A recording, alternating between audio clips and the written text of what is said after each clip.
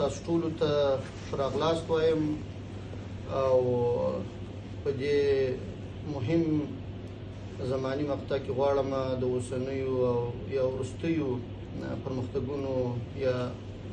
مذاکراتو په اړه تاسو ولس او ټول ملت خپل وضاحت ولرم. موږ د افغانستان اسلامي امارت سیاست دا دی چې هیڅکله نه غواړو د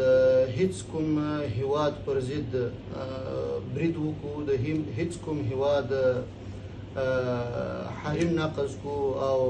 د هیڅ کومې ډلې ملاتړ وکړو چې هغه په نورو هیوادونو کې امنیت خرابوي یا د هغوی پر ضد باندې فعالیت کوي. دا زموږ سیاست دی او دا زموږ ډیره پخوانۍ پالیسي ده. نو په وروستیو کې د پاکستاني جهت لخوا د افغانستان حریم نقض او د افغانستان پر حریم باندې تجاوز وسو چې د هغه تجاوز په جواب کې موږ دوی ته غاښ ماتونکی عکس العمل وښود. نو هغه پر دې اساس باندې چې موږ هیڅکله هیڅ جهت یا هیڅ هیواد او هیڅ چاته اجازه نه ورکوو چې زموږ خاوره یا زموږ هیواد تهدید کی، زموږ حریم نقض کی او یا زموږ امنیت اخلال کی. د دې په جواب کې شخړې زیاتې سولې، مختلف توپونه، بمبارونه او جنگونه دواړو اړخونو ته وسوه. بالاخره د قطر او ترکیه هیواد په منځګړیتوب چې په دې منځګړیتوب کې موږ او د اماراتو متحده عربي ترمنځ هم په دې اړه خبرې اترې وسولې چې بالاخره توافق پر دې وسو چې په دوحه د قطر هیواد په مرکز دوحه کې به د ترکیه هیواد او قطر په منځګړیتوب باندې د افغانستان اسلامي امارت او پاکستان ترمنځ په دې اړه مذاکرات کیږي او ټولو ستونزو ته به د ډیالوګ او مذاکراتو له لارې رسیدګي کیږي او د هغوی حل به راوځي. بالاخره موږ راغلو قطر ته او دلته د پاکستان لخوا څخه هم د هغوی دفاع وزیر په مشرۍ باندې هیئت راغلی و. د شپې پرون ماپښین څخه بیا د شپې تر ناوخته تقریبا 12 ساعته یا 14 ساعته په دې اړه د مذاکرات وسول. بالاخره موږ دې نتیجې ته ورسېدلو چې دواړه هیوادونه به د یو بل احترام کوي او یو د بل په حق کې به تجاوز نه کوي، یو د بل په مخالفت او یو د بل په خلاف د دشمنانه کړنو ملاتړ نه کوي او هیڅ داسې یو جهت ته به اجازه نه ورکول کېږي هغه د هیڅ طرف څخه چې د بل هیواد امنیت تاوان ورسوي او یا د بل هیواد پر ضد باندې بریدونه وکړي. خو که څوک بل فرض داسې کېږي چې هغه برید کوي پر یو هیواد باندې، بل هیواد به د هغه ملاتړ نه کوي. نو زما په فکر باندې موږ مذاکرات کامیاب و او مطلق اوربند اعلان سو او پر دې باندې توافق وسو چې دا اوربند به دوامدار وي. خو د دې اوربند او د یو بل سره د ښو اړیکو د ساتلو او آینده سیاسي او اقتصادي پرمختګونو لپاره به یو میکانیزم رامنځته کیږي تر څو د قطر او ترکیه هیوادونو تر څار لاندې دغه میکانیزم کې د یو تخنیکی کمیټې کار وکړي او یو د بل سره د دې پر ځای چې دا مشکلات زیات سي دا راکم کو. نو په دې حالت کې چې موږ د پاکستان سره په جنگ باندې اخته وو، زموږ ګرانو ولسونو، زموږ ملت، زموږ د امنیتي او ځواکونو تر شا ودرېدی په ډېره مېړانه باندې موږ د دوی دا تشویق او د ملاتړ په ډېرو درنو الفاظ سره ستایو او خپلو امنیتي او دفاعي ځواکونو چې د خپل هیواد او د خپل حریم د ساتنې دپاره یې په کامله معنا په ډېره جرأتمندانه شکل او انداز باندې دفاع وکول، د دوی د سرښندنو، د دوی د قربانیو او د دوی د دې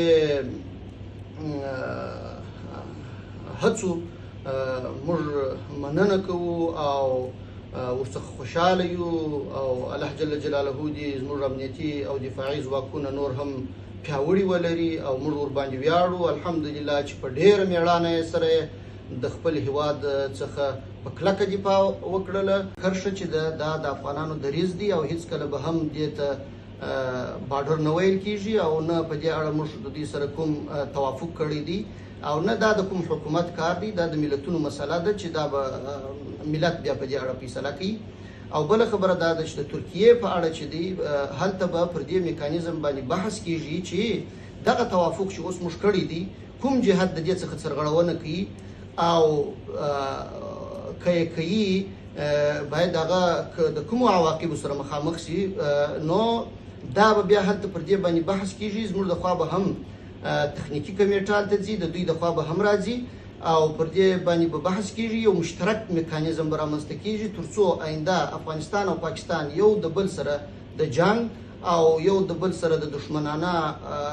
په مقابل کې د دشمنانه کړنو څخه دغه حالت څخه راووځي او د تجارت او یو د بل سره د شو او د څنګه چې د ګاونډیتوب حق دی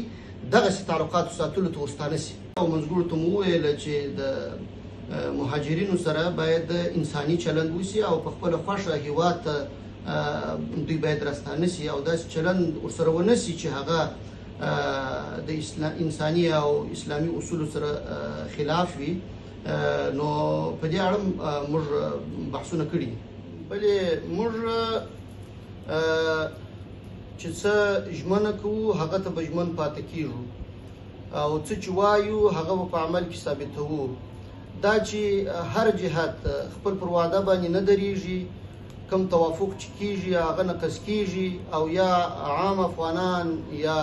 کورونه بمباریږي، شهیدانېږي، د هغوی به کاملا موږ دفاع کوو او د تجاوز په صورت کې به موږ خپل د دفاع حق محفوظ ګڼو او خپل د هیواد او خپل د وګړو څخه په کلکه دفاع کوو. اوس هم که چیرې پاکستانیان دغه توافقنامې ته ژمن نه پاتې کېږي نو موږ به په ښه مېړانه باندې د خپلې خاورې او د خپلو خلکو څخه دفاع کوو او هیڅ راز سستي او کهالي به په دې کې نه کوو. او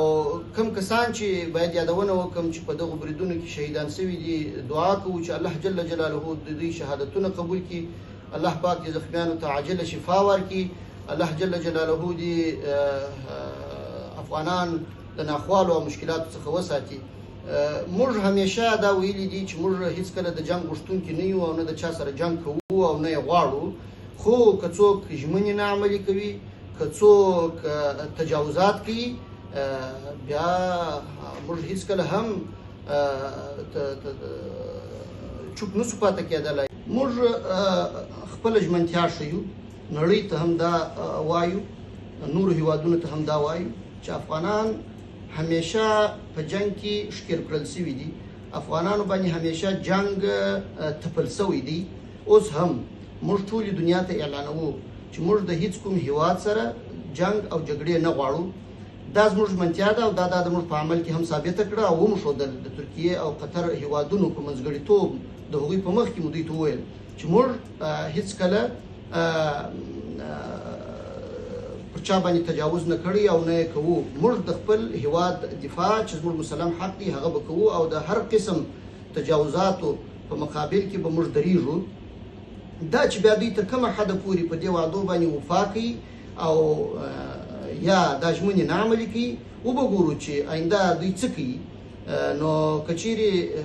وفا ونه کړي پر عهدونو باندې او پر ژمنو باندې ونه درېږي نو موږ د خپل ځان څخه د دفاع حق لرو او دا حق موږ ته ثابت دی او بیا به هم هیڅ راز په دې کې د تسامح څخه کار نه اخلو او په زغرده به د خپل هیواد او د خپل وګړو څخه دفاع کوو. دا زموږ مسؤلیت دی.